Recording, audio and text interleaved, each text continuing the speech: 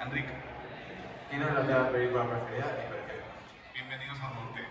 És una comèdia molt divertida, parodia molt la societat francesa i sempre fa una mica radical francesa, en realitat. ¿De qué va esta película?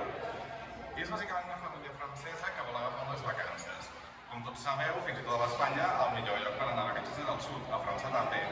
Llavors, el pare de la família decideix que és una bona idea fingir que s'ha paralitzat en un accident. Se'n va a l'entrevista amb el seu jefe i de sobte el jefe se n'adona que, òbviament, no és paralític quan es pot aixecar de la cadira de rodes per fer-li un típic bon dia.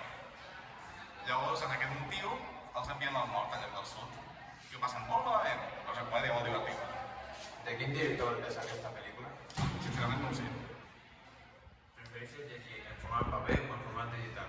Paper sempre. Preferim llegir en format paper. Quin gènere de pel·lícules és el teu preferit? Realment misteri, perquè comèdies hi ha molt poques que m'agradin com aquesta. Però sempre és misteri.